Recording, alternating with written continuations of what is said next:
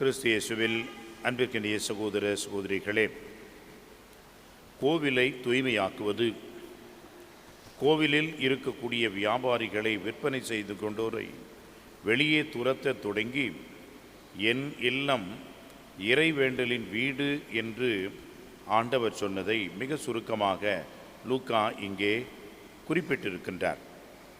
அன்புக்குரியவர்களே, கோவில் என்பது இறைவன் வாழ்கின்ற ஒரு இடம். எனவே அந்த இடத்தை எப்படி எந்த அளவுக்கு தூய்மையாக வைத்திருக்க வேண்டும் என்பதை ஆண்டவர் அங்கே உணர்த்துகிறார். எனவே அவர்களை எல்லாம் துரத்துகின்றார், விரட்டி அடிக்கின்றார். என் வீடு என் இல்லம் என்று கோவிலை சொல்வதன் வழியாக தன்னை கடவுளின் மகன் என்று அங்கே வெளிப்படுத்துகிறார். ஆனால் மக்கள் அவருக்கு எதிராக கிளம்புகின்றார்கள். குறிப்பாக மக்கள் தலைவர்கள் அவரை ஒழித்துவிட தேடினார்கள். காரணம், அவர் அதிகாரத்தோடு போதித்தார், மக்கள் அவர் பக்கம் இருந்தார்கள். எனவே அவர்களால் ஒன்றும் செய்ய முடியவில்லை என்பதை இன்றைக்கு நற்செய்தியிலே நாம் பார்த்தோம். அன்புக்குரியவர்களே, கோவில் என்று ஆண்டவர் வழிபாட்டு தலமாக இருக்கக்கூடிய எருசலேம் தேவாலயத்தை மட்டும் அல்ல, தனது உடலாகிய தனது இல்லம் என்று சொல்லக்கூடிய வகையிலே கடவுள் வாழ்கின்ற இடமாக தனது உடலையே அவர் சொல்கின்றார். எனவே தான் யோவான் நற்செய்தியிலே நாம் பார்க்கின்றோம், ஆண்டவர் தன்னுடைய உடலை பற்றியே சொன்னார். 3 நாட்களில் நான் கட்டி எழுப்புவேன் என்று சொன்னார். ஆக இந்த கட்டிடம் என்பது இறைவன் வாழ்கின்ற இடம் என்றாலும் கூட அதைவிட மேன்மையான ஒரு இடம் நம்முடைய உள்ளம், நம்முடைய உடல் என்பதை ஆண்டவர் அங்கே நமக்கு உணர்த்துகிறார்.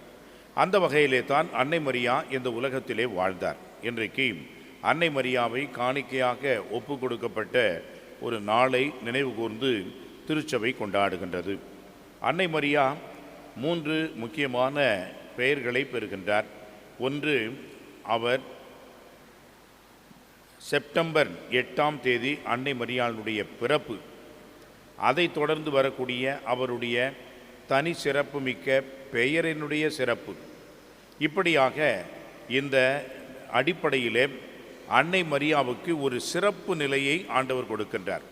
ஏனென்றால் ஆண்டவர் தாங்குகின்ற அந்த இடமாக அன்னை மரியாவை போற்றுகின்ற ஒரு இடமாக இருப்பதை பார்க்கின்றோம். அந்த வகையில்தான் இன்றைக்கு வருகின்ற 3வது விழா என்பது அன்னை மரியாவை காணிக்கையாக அர்ப்பணிக்கப்பட்ட விழா.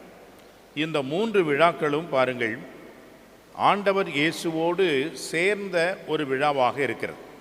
ஆண்டவர் இயேசுவினுடைய பிறப்பையும் கொண்டாடுகின்றோம், ஆண்டவர் இயேசுவினுடைய திருப்பெயர் மகிமையை கொண்டாடுகின்றோம், ஆண்டவர் இயேசுவை காணிக்கையாக ஒப்பு கொடுக்கப்பட்ட நாள் பிப்ரவரி 2ஆம் தேதி அதையும் கொண்டாடுகின்றோம்.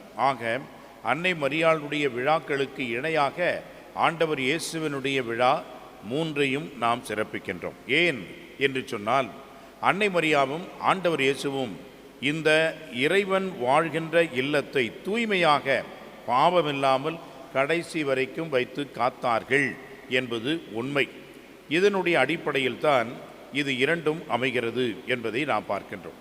அந்த வகையிலே அன்புக்குரியவர்களே, அன்னை மரியா ஆண்டவருக்காக அர்ப்பணிக்கப்பட்ட ஒரு பெண்ணாக, குழந்தையாக சிறுவ முதலே இருந்தார் என்பது நற்செய்தியில் இல்லை.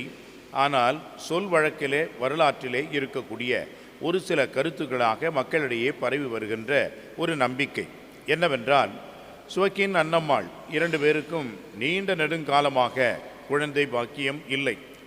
எனவே அவர்கள் இறைவனிடம் வேண்டினார்கள். இறைவனிடம் வேண்டியதனால் அவர்களுக்கு ஆண்டவர் குழந்தை அருளை கொடுத்தார். அந்த குழந்தை தான் மரியா என்று, மிரியம் என்று அவர்கள் பெயரிட்டார்கள். அந்த குழந்தையை அவர்கள் மிகுந்த செல்லத்தோடு வளர்த்தார்கள். ஆனால் அந்த குழந்தையை 3 வயதில் ஆகின்ற பொழுது அதை ஆண்டவருக்கென்று கொடுத்து அர்ப்பணித்து ஆலயத்திலே அந்த குழந்தை வளர்வதற்கு ஏற்பாடு செய்தார்கள். 12 வயது வரைக்கும் அந்த குழந்தை ஆலயத்திலே இருந்ததாகவும், அதன் பிறகுதான் அவருக்கு திருமண ஏற்பாடு செய்து யோசேப்பு என்பவருக்கு கொடுத்ததாகவும் வரலாறு சொல்கிறது. எனவே அன்புக்குரியவர்களே, இந்த வாழ்வு என்பது இறைவன் கொடுத்த மிகப்பெரிய ஒரு அருளாக அந்த குழந்தையை போற்றினார்கள். எனவே மனிதர்கள் பெற்றெடுத்த குழந்தை என்பதை விட இறைவனே ஏற்பாடு, இறைவனே திருவுளம் கொண்டு அனுப்பிய ஒரு குழந்தையாக அன்னை மரியா இருந்தார். பாவமே இல்லாமல் பரிசுத்த பிறவியாக இந்த உலகத்திலே பிறந்தார். கற்பத்திலேயே உற்பவித்தார். பாவமே இல்லாமல் கடைசி வரைக்கும் வாழ்ந்தார். எனவே தான் அன்புக்குரியவர்களே, அவருடைய அந்த வாழ்விலே இறைவனுக்கென்று அர்ப்பணிக்கப்பட்ட அந்த நாளைத்தான் இன்று நாம் கொண்டாடுகின்றோம்.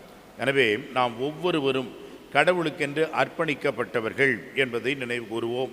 நாமும் கடவுளுக்கென்று வாழ வேண்டிய கடமைப்பட்டவர்கள் என்பதையும் உணர்வோம். எனவே நம்முடைய வாழ்விலே பாவம் என்பதை வெறுத்து பாவ சூழ்நிலைகளை எல்லாம் ஒதுக்கி நாம் புனிதமாக வாழவும் பரிசுத்தமாக இருக்கவும் அன்னை மரியாவை போன்று தன்னுடைய உடலை இறைவன் வாழ்கின்ற ஆலயமாக போற்றி வளர்க்கவும் ஆண்டவருடைய அருள் வேண்டுவோம். உண்மையான ஆலயம் நமது உடல், நமது உள்ளம், நாம் தான் என்பதை உணர்ந்து பவுலடியார் சொல்கின்ற வார்த்தைகளை நாம் ஏற்போம். உங்களுடைய உள்ளம் தூய ஆவியினுடைய ஆலயம் என்பது உங்களுக்கு தெரியாதா? எனவே தூய்மையாக வைத்துக் கொள்ளுங்கள் என்கின்றார். ஆமென்.